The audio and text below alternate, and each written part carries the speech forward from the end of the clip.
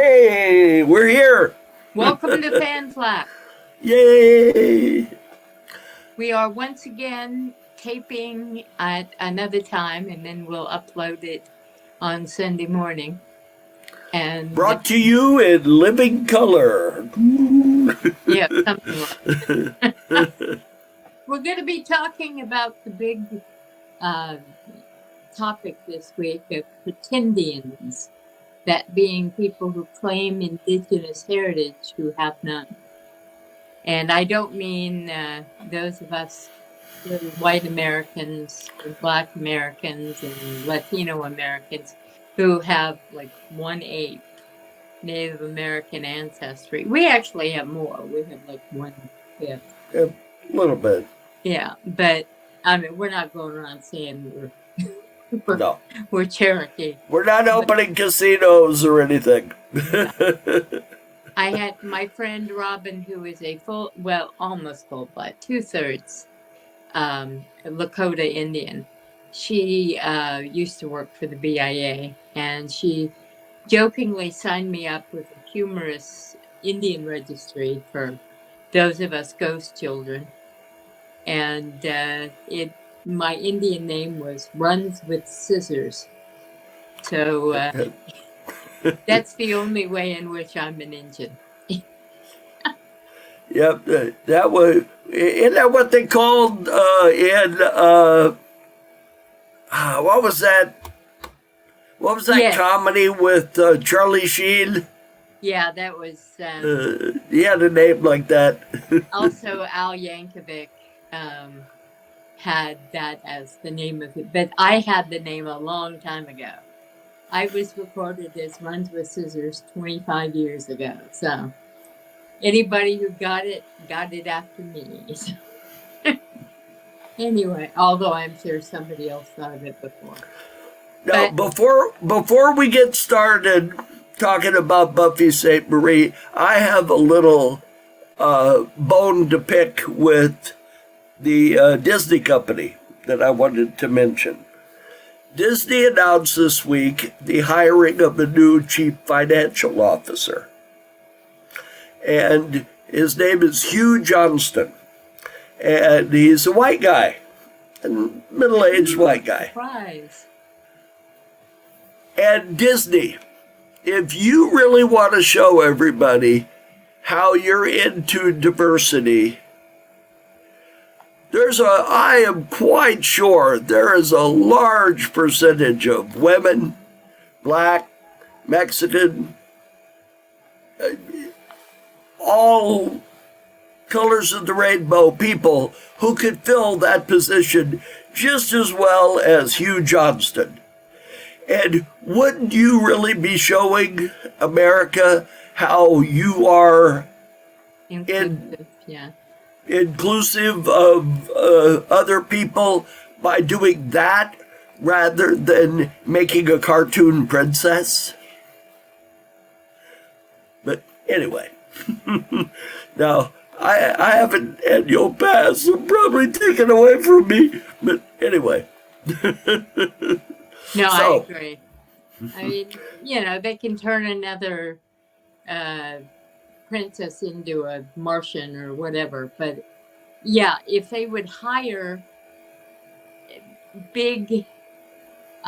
for big roles in their company from minority communities, that would speak loads more than some stupid movie that will fall in history within 25, 30 years and be forgotten. Yep. So that's what needs to be done. I agree. One reporter's opinion. Yeah. Hey, I should steal that. I mean, George Putnam's. Didn't you just do that? Yeah, George Putnam's been dead for 50 years, so I think I could steal it. Yeah. I'm pretty sure he's gone, yeah. He was a local reporter here at Channel 11, and he used to do this thing called One Reporter's Opinion. Yeah, the LA area was very gifted in that we had tons of local journalists and local children's show hosts that were full professionals who were And some really did good. both. They did. Yeah. Like Stan Chambers did both. He did a kid show and he was a reporter. Yep. And he was a significant reporter in that he broadcast the first live, I think it was live by satellite broadcast ever. Yep. Yeah, he did. I remember that. Yep. And he hasn't been gone very long. He's Probably 10 years, something like that. But so he had a long career. he was active till right up to the end, like Charlie Tuna. That was another one that was here locally forever.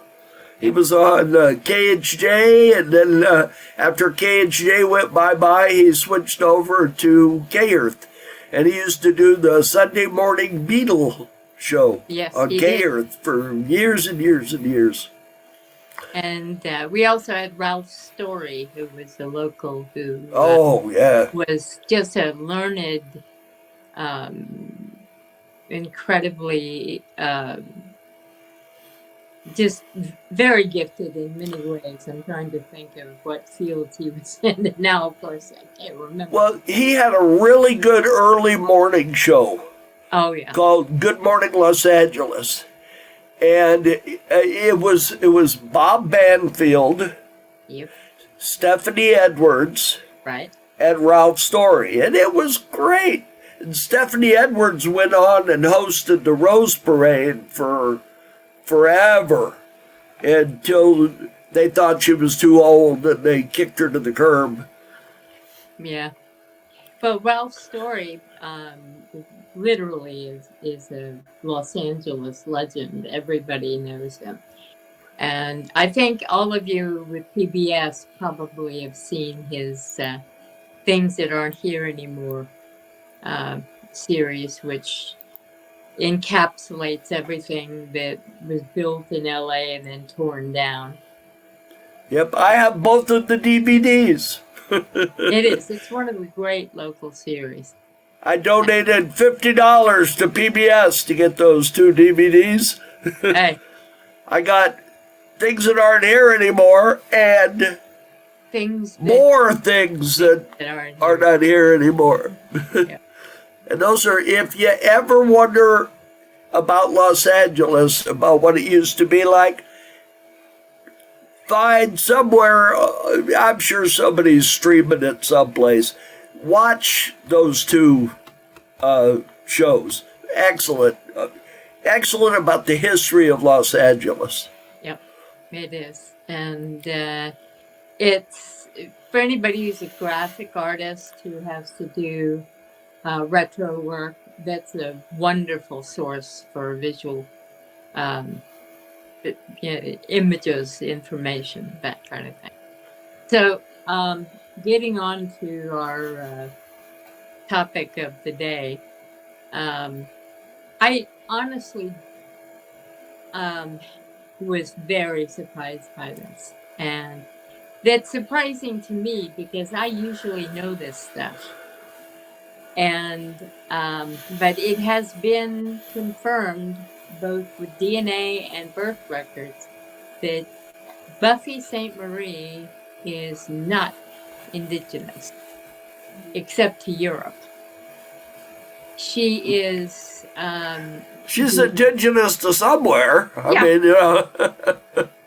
She was the biological daughter of the Santa Maria family from Massachusetts. She was not born in Canada. She was not born on Canadian indigenous land. I'm not sure what the term is. They don't say reservation. They say something else. But she does not have that ancestry at all. Now, she was adopted by a Pequot family in later years when she was in her 20s.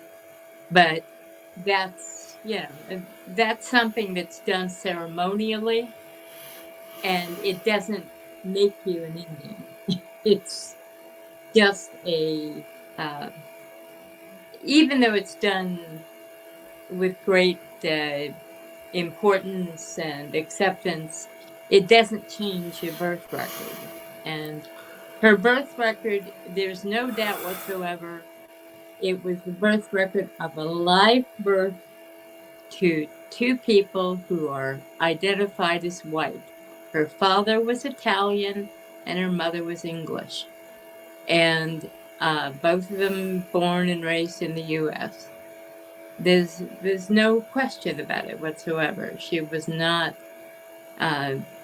born or formally adopted into Native American, Native Canadian tribes.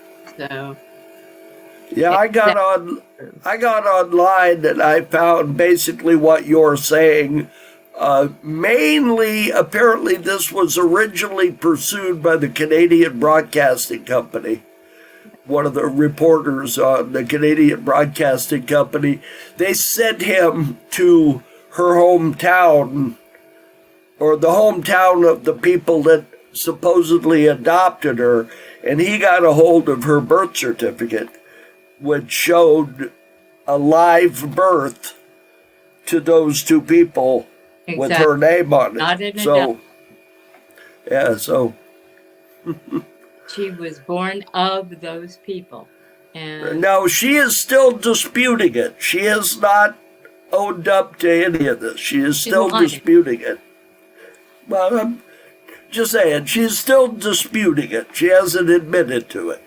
Her son had DNA done for ancestry reasons, and he is not Native American or Native Canadian. He is, in fact, the first generation cousin to Alvin St. Marie, who is Buffy St. Marie's brother. Yeah, he passed away, I guess, 11 years ago, something like that. She threatened him legally that she would ruin him if he pressed on and told anybody about her background. And, it was horrible what was done to him and what was done to her whole family. I mean, even if her allegations of abuse and all of that were true, it's an insult to her own community. And the Italians and the English in Massachusetts have a long history there. So why appropriate somebody else's identity? I just, because she got $2,000 a show when she was a Native American, when most folk singers were making about $30 a pop. Now, I have to point out that this is not unique. Not at all.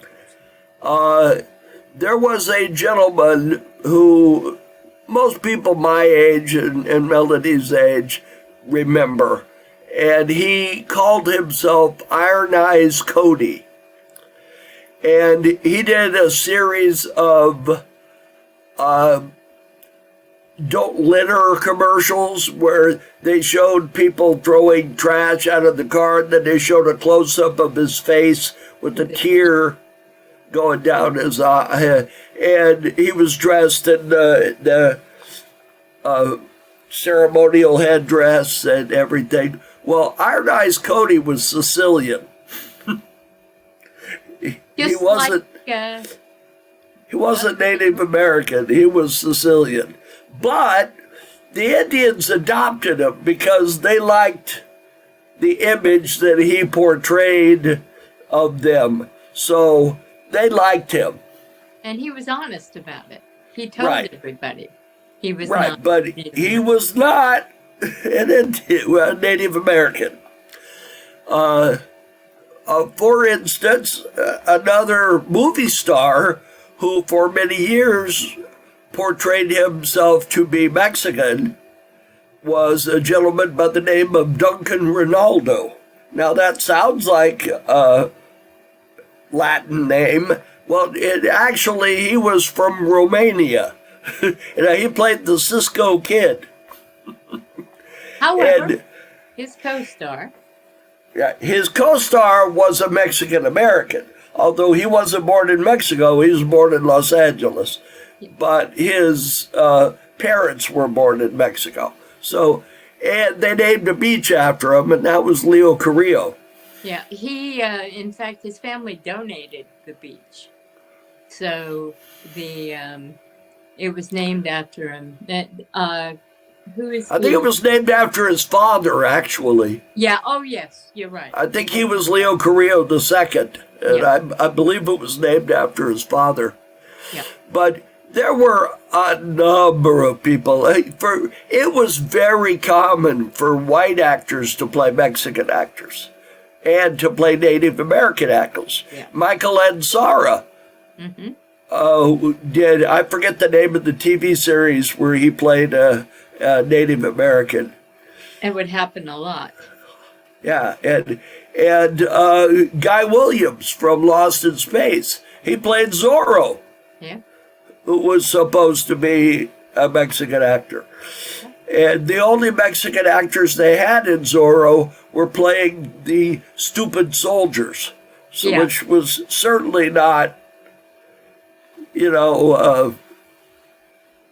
a nice image to No, it's to nothing that play. you want to convey. Right. And there are a number of, and this is another point I want to make. There's a lot of this, you Latinos, you're not Native American, stop calling yourself that. Well, one of my best friends is a lady named Maria. And Maria, her grandfather was full-blood Hichi Indian. So she's 1/4 and looks it. So, there are plenty of Mexicans who are native Mexican, who are indigenous. So, Well, you have to remember that before the United States existed, and the Mexican area and the Indian area was kind of, the Native American area was kind of intermingled. There wasn't like the border. It was an open area. So there were lots of people, intermingling and intermarrying and so forth. So I'm quite sure that that took place. yep. In fact, most of the people nowadays say that the Native Americans are actually from Russia. No, that's true. I know that's one of the. I'm just laughing because it just shows you how little we actually know about our backgrounds. Yeah, apparently there was a piece of land going between Siberia and Alaska back then. Yeah. And people migrated across that. And if you look at some of the people in Siberia and you look at the Eskimos, and they bear a striking resemblance to each other. And if you look at the Eskimos and you look at some Native Americans, and they bear a striking resemblance to each other. So I think there's a very good possibility that some of that did occur. Well, when they look at the genetic trends, they also see that there's some shared history with the Australian indigenous people and our own indigenous people. That our history goes farther back than we have been allowed to know, and has been more integrated than we previously believed. And yeah, definitely the Siberian people are represented in our indigenous folks. And adding on to that, if you've ever seen any documentaries about the cultures of the islands near Japan, you'll see a lot of wearing of feathers and headdresses and just an entire style of living that is very suggestive of what we see in American Indian tribes here. So, you know, they are people of many lands, and they are not, in fact, indigenous. So they came from a lot of places. We all did. But they've been here longer than we have. So if anybody has a right to call themselves indigenous, they do. But let's say that. Let's see, wasn't it? I'm trying to think of what it was called. Mitochondrial A? Yeah. Isn't that the first human? Yes. You were the haplogroups, yeah. Yeah, that was in Africa. So I guess we're all from Africa. We are. We're all African. We all started there.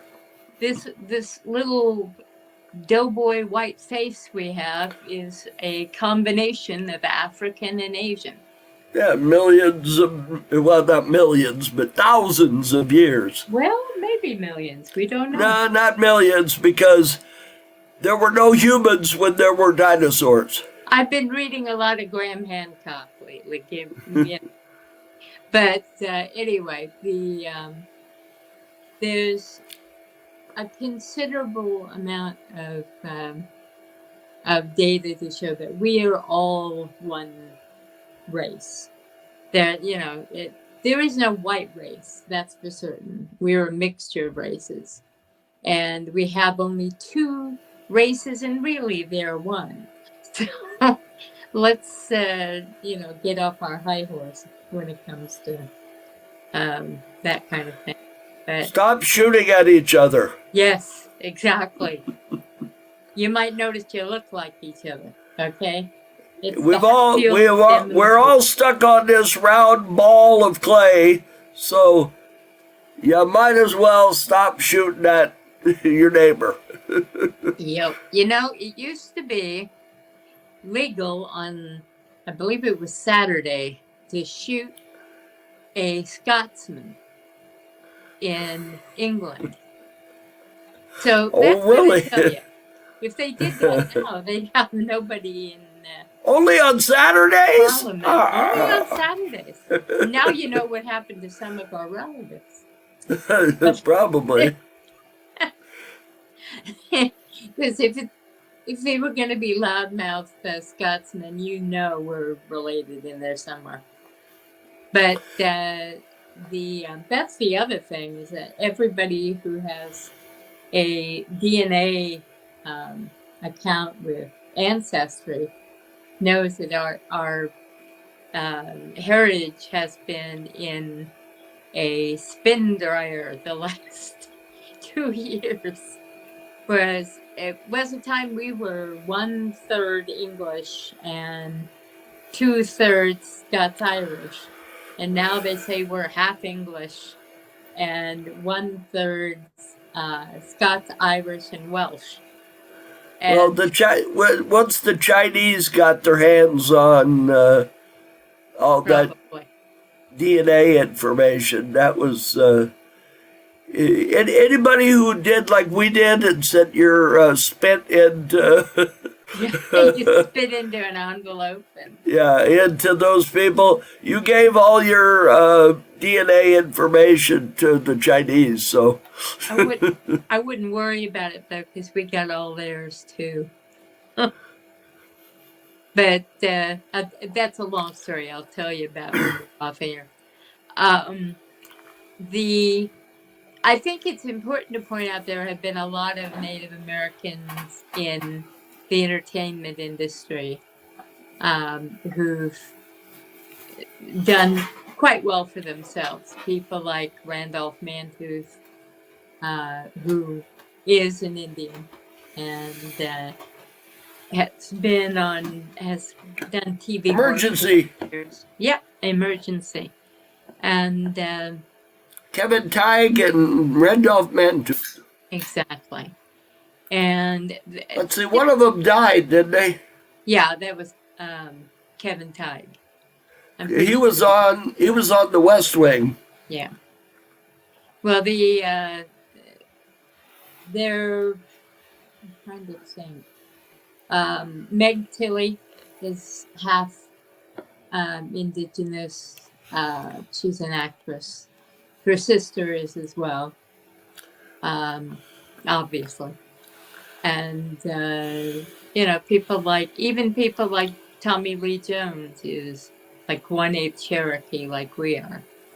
So there are plenty of Native Americans and Native Canadians and lots of people to be proud of. You don't have to weep for Buffy St. Marie. She was never real to begin with. And Don't cry for me, Argentina. bingo. The this whole issue of disingenuity. What do they call it again? They keep up with these terms.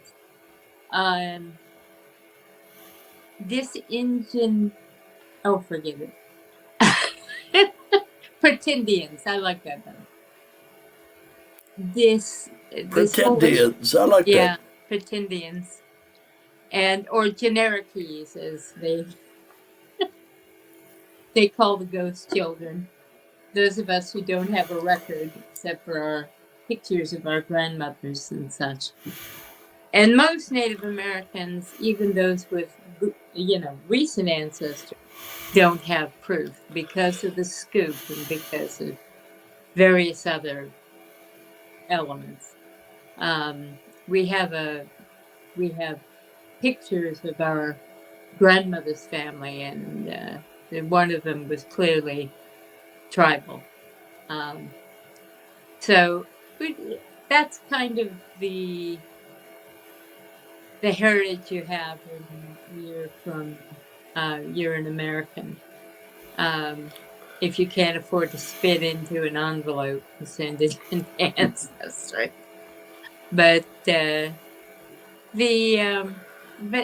see, that's what I like about having come from the people we did.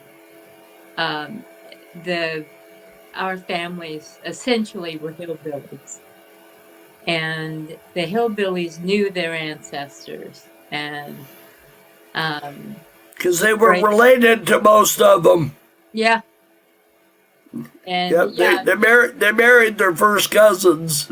Unfortunately. Well, there weren't a whole lot of people, So we have, in fact, if you look at our wiki tree, the number of people we're related to is mind-numbing. Taylor Swift is our 6th cousin. Ah. Yes. Go look at it. I'll send it to you. It's on there, and it's been. Do we get some of the money? Our DNA.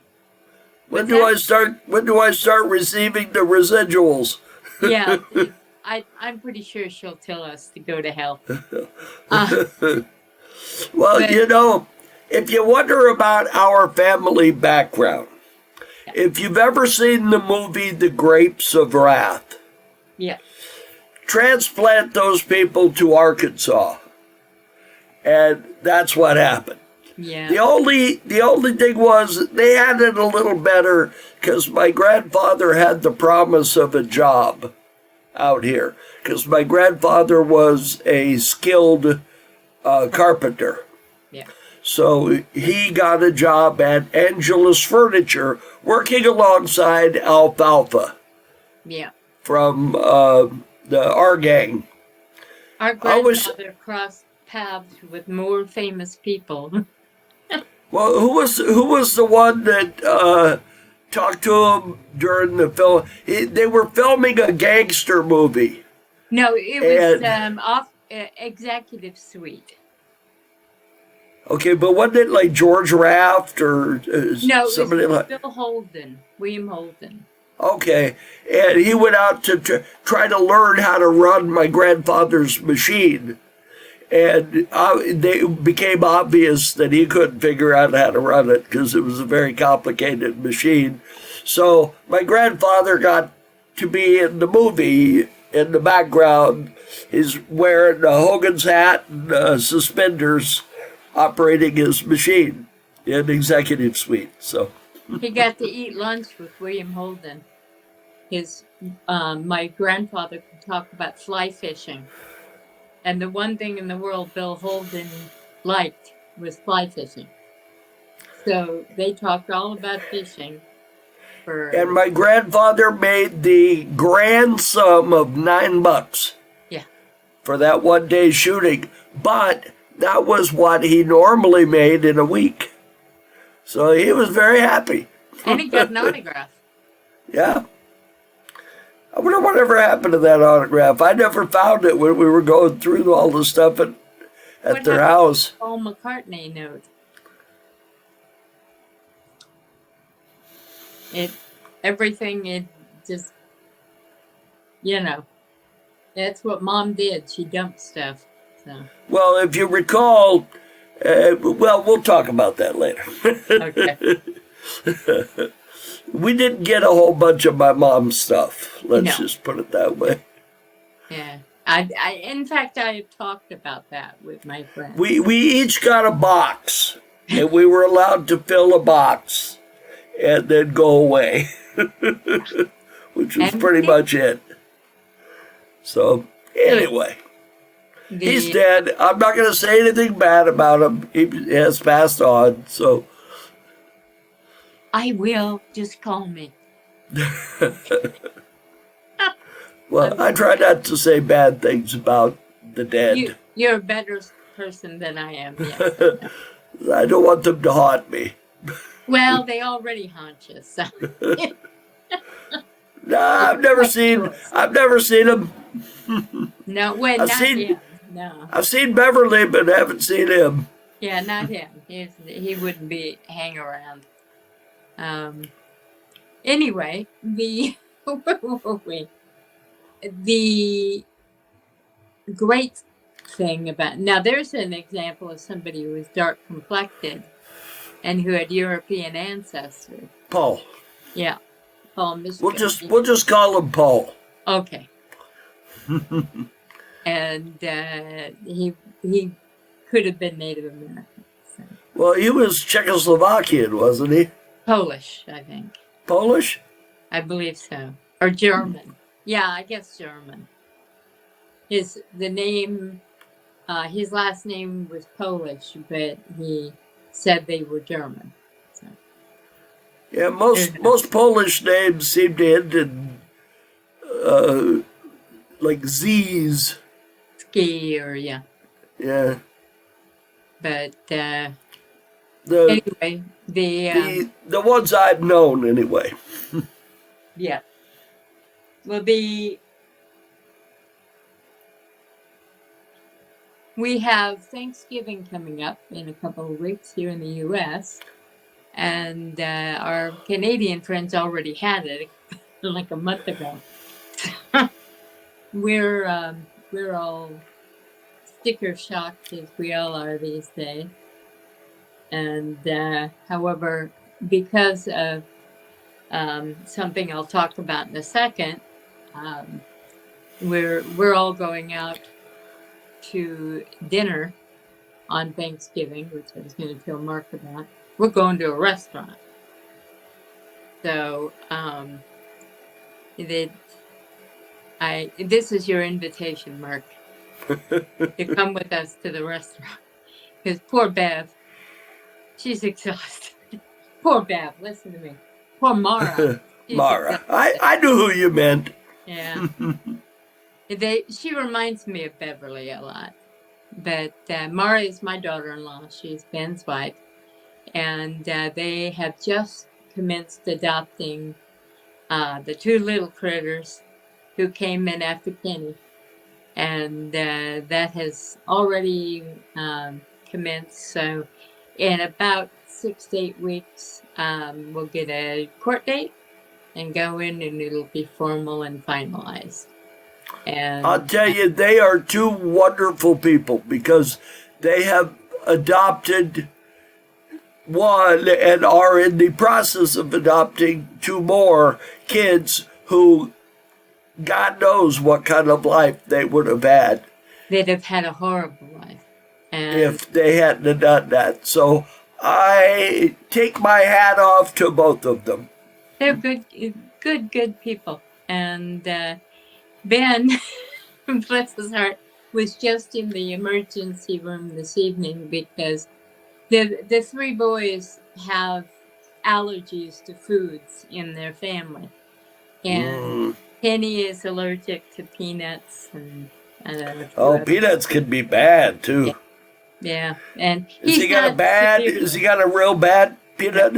Okay. No, he's not severely allergic. It's just sort of But then tonight, Peanut, oddly enough, that's his nickname, had an allergic reaction to something they're still trying to discern. So some of that could be bad. Beverly was allergic to crab. Yeah. And whenever she'd eat crab, her lips would swell up, and she could control it with Benadryl. Yeah. I used to know this kid that had a peanut allergy so bad he used to have to carry one of those EpiPens with him. Oh, yeah. Well, in fact, the kids have all of that for the boys. And, it hasn't proved to be a problem with Sean Chubbs, but it is with Peanut. So we'll have to keep a good thought. And they were, the reason I brought them up, aside from the adoption, is that they had to be cleared to the Native American office because one of their relatives claimed that their mother was a princess or something like that.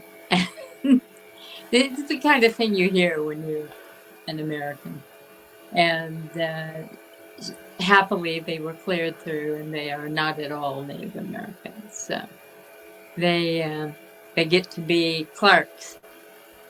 And now, what difference would it have made if they had been Native Americans? They could have been. It wouldn't have included Kenny, because Kenny had a different ancestry because of his birth father. They have different fathers. Yeah. Oh, okay. And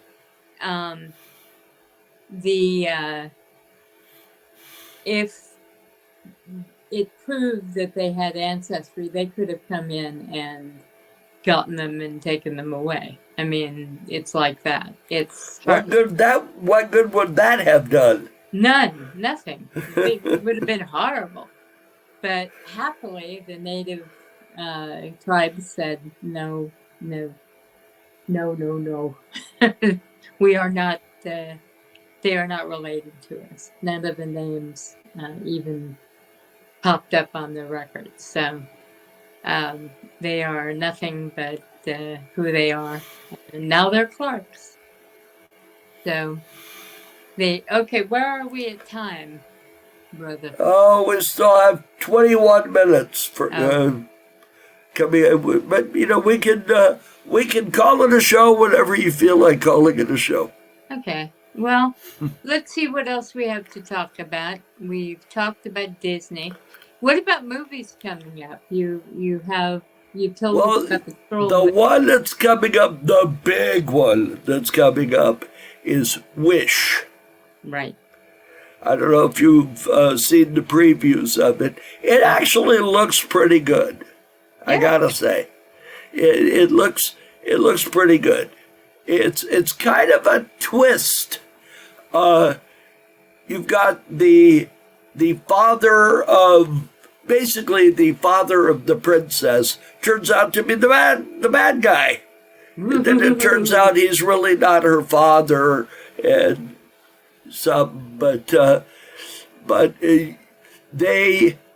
people in this town, he lives in the castle, and they all make wishes, and the wishes are in like little bubbles, and he takes them to his lab, and he looks at them, and he decides whose wish is going to be granted. And the girl says, well, Dad, shouldn't they, or I don't know if she calls him Dad, but says, shouldn't they all be granted? And he says, he turns around, and he's got these green eyes, and he says, I decide who gets what, you know. And so he turns out to be the bad guy. So the girl makes a wish on a star, and the star comes down to Earth, and it's this little tiny, like, emoji-looking star. I know I've seen that as an emoji, so they borrowed it from somewhere. And yeah, why pay an artist when you can rip it off the web? Yeah. So she is able to grant people wishes with the help of the star. So that's the basic idea behind that's. I got all that from the trailer. So, you know, I'm not spilling the beans on anything. I don't know any secrets. That's all I got from the trailer. So no spoilers. They're revealing all of that in the trailer. So if you watch the trailer, you're going to know as much as I told you. Well, there's a film I'm actually looking forward to, which I normally would never have had any interest in. It's by the, now I can't think of the name of the studio. It's a small studio, the same people who brought us the After Death movie. It's Journey to Bethlehem, and it's a musical. And it's actually supposed to be quite good. It's getting an 8.1 over on IMDb, which tends to eviscerate anything with religious content. So it looks like that might be something you guys might want to consider. I'm going to wait till it comes to TV because, I'm not going to pay money for, unless we just go and want to see a movie. There's also a film. Oh, I'm sorry. Go ahead. No, I was going to bring up John Michael Straczynski. You familiar with who that is? J. Michael Straczynski, yeah. Yeah, he created Babylon 5. And he is trying to reboot the series. They came out with an animated movie, which was pretty good. I watched it. It has Bruce Boxleitner in it, and 2 or 3 of the cast of the people that are still living. Billy Mooney is in it, and I forget who else. A couple of them that are still living were done by other people. So, but even the ones that that were gone, that they did sound a lot like the people. Whoever they got to do Mira Furlan sounds just like her. So if you like Babylon 5, I would recommend. I think it's called the Journey Home or something like that. I can't think of the name of it offhand, but it's good. It's you have to pay for it, but it's worth. I think it was $9 or $10, something like that. It was worthwhile, and it was like an hour and 20-minute or something like that. But very, very well animated. It was good.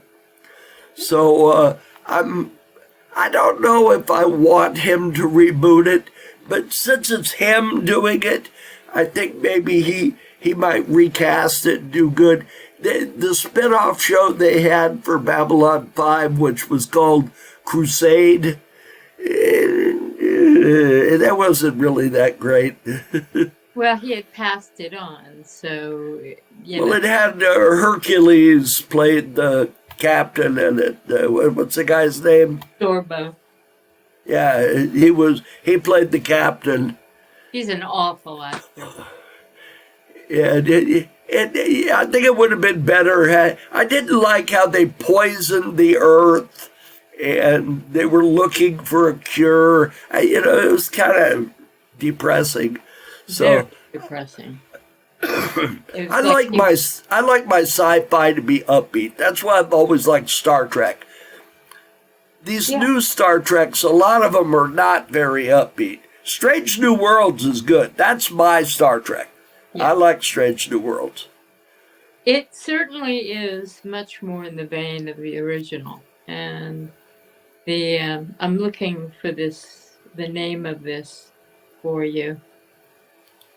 And naturally, of course, I can't find it. But it's called something like The Journey Home or the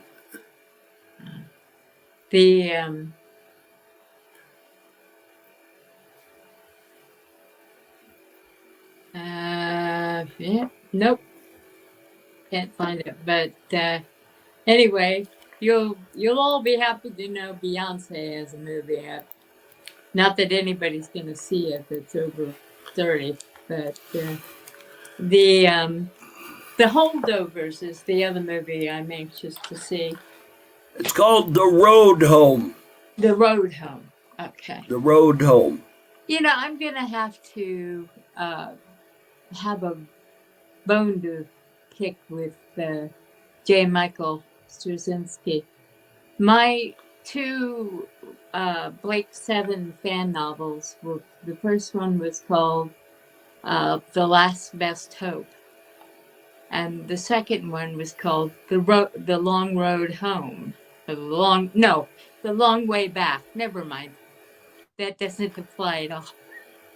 Well, the first one, I'm afraid you borrowed that one from someone else. No, I got that from the original person who made the comment. But and that reminds me. This really bugged me. I forget what it was, but someone on a major TV show credited the saying "facts are stubborn things" to Churchill. Churchill did not say that. John Adams said that many years before Churchill. So, anyway. Well, that's that. What's that other saying they always say was Churchill? That's a mystery wrapped in an enigma. Yeah. That wasn't him either. He said it, but he didn't. He wasn't the original person to say it. And that other thing they always credit to him, the thing about is the older you get, the more conservative you become. He never said. So they should get Churchill a little more dialed in when it comes to his quotations. They misquote him as badly as they do Mark Twain, who also gets misquoted regularly. But have you seen Oak Island? I think I saw one or two episodes of it. I don't know. It didn't do anything for me. Well, I started watching it in earnest last season, and they just found a 2,000-year-old coin on Oak Island in Canada, in that area of Canada, which should not have 2,000-year-old European coins on it. So no, the fascinating stuff that's coming to the surface. I found a lot of similarities between that show and the Blind Frog Ranch Same show. production company. Yeah. Yeah, they seemed very similar in the way they were produced. Yeah, same production company. I mean, the Blind Frog Ranch, as soon as they discovered that somebody had come in the backside of that mountain and taken all the stuff out that they were trying to get to, that should have been the end of the show. Should have. Because that was the whole idea, that they were trying to get this gold that was the Incas or somebody had stored in this cave, and then come to find out somebody had blasted in the backside of the mountain and had taken it out a long time ago. So I don't know why they continued the show, but it's still on, I think, isn't it? Yeah, yeah. They just started the third season. So, I mean, Skinwalker Ranch is coming up on is it their sixth season or their fifth season? Fifth, I think. Is it fifth? And they're still going strong. In fact, they had better ratings for the last season than they did for the second one, which was their boom one. Yeah, I was watching a documentary on PBS, and they were, I forget what, they were looking for something, and they said that, yes, we have this astrophysicist, Travis Taylor. And I said, hey! Yeah. Yeah. He's well known. Well, he does those ancient alien astronaut things, too. He used to do Redneck Rockets, too, or Rockets by Rednecks, or something like that. That's one really cool thing about him is he has a sense of humor when it comes to his background. He's from Alabama, so. I would like to talk to that guy they had on the first season that left. Uh-huh. And I'd like to find out what happened with that. Because there was obviously a conflict between the two of them. Nope. Not according to him. You know who can tell you is Cheryl, who was one of our guests. She is very in with all of them now. And she talks to everybody. She saw everybody at Phenomicon. So it's just he seemed very disturbed with the way things were going towards the end of the first season, and then come the second season, he was gone. Well, I believe it was something fairly simple. There was a conflict, but it wasn't with Travis. It was with the production team, and it had something to do with his books. So, I will, like I said, I will talk to Cheryl and I'll get you what it really was and what they say it was are two different things. But he seems to be good friends with Travis. There are all kinds of pictures of him sitting next to him at Phenomicon talking to him. So, well, I know there was a lot of upset after Travis admitted to, and that Brandon was upset with him, and so was Eric. Yeah. They were both upset with him, and you could tell they weren't happy with him. But it seemed to blow over after a couple episodes. Well, he explained to them the reasons, stuff we can't know about. And they've certainly benefited from him being on there. So, Eric. Well, they got all those scientists to come out with their high-tech equipment. Exactly. And that probably wouldn't have happened if Travis hadn't been part of the... With anybody who's interested in Skinwalker Ranch and wants to hear some of the behind-the-scenes stuff, go over and join Skinwalker Insider. It's skinwalker-ranch.com. And it's only $10 a month, and you get to see, they have a closed-circuit camera feed that they're adding things to all the time. They're going to have thermal night vision and all kinds of things soon. And I'm sure the cost of it will go up, but you can talk to Eric directly. Eric is on the chat. So if you don't know who Eric is, he's the science guy, the other science guy other than Travis. And he runs the whole production of the things. He's always there, and you can message him. He may not get back to you for a while, but he will get back to you. Well, if you're really interested in that show and you want to find out more background about it, the man who I think he was the ranch owner or something that was on the ranch before Bigelow bought it. Yeah. Wrote a book. And it's very interesting, and he talks about a lot of stuff that came up later on the Skinwalker Ranch. They talk about, when the original owner had the place, this happened and that happened, and he discusses a lot of that. What about is the name of I can't. It's on Audible. Is it? Yeah. I should have my phone in here with me when we're doing these so I can look that up. Well, it's it's one of it's like the hunt for the Skinwalker or something like that. It's you don't mean Ryan Skinner, do you? I think he did one, but I think somebody else did one too. Yeah. Yeah, Ryan's books are somewhat imaginative. Well, this was a guy who actually lived there because he's telling first-person stories. Okay.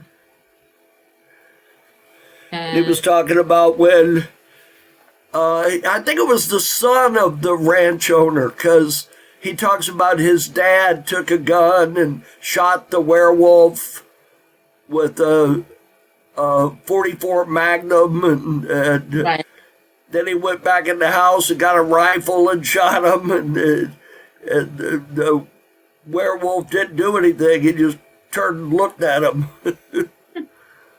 Well, I will try to find this. It's But like I said, it's on Audible. There's several Skinwalker story things on Audible. Eric Retz, that's a pen name for a fellow who is supposedly a one of Dragon's people for a year, and of course he's writing books now.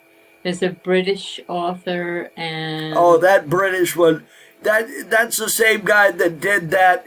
If you ever, don't watch that Skinwalker Ranch documentary done by the Brits. It's horrible.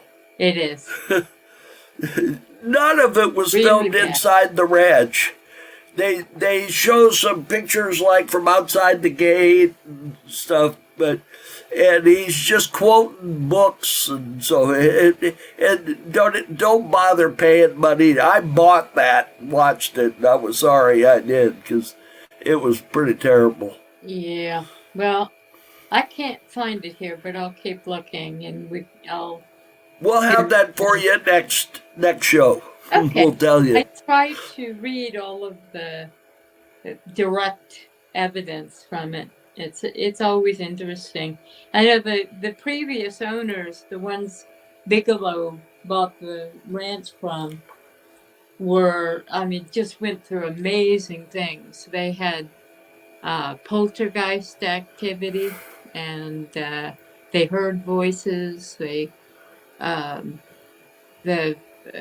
just amazing stuff. So Yep. if it had been inside the house, they would have said it was haunted. But because it was on a ranch, it was high strangeness. So. Yep. All right. Well, we're 12 seconds away from being on the hour. So. Okay, we have done our job. Yep. So we got to let you guys go. You guys and we will be back. We will be back next week. You'll see the show at 12 o'clock, noon on Sunday as usual. So. Yep. We will so I will play us out. So y'all take care. We'll see you next week. Ta-ta.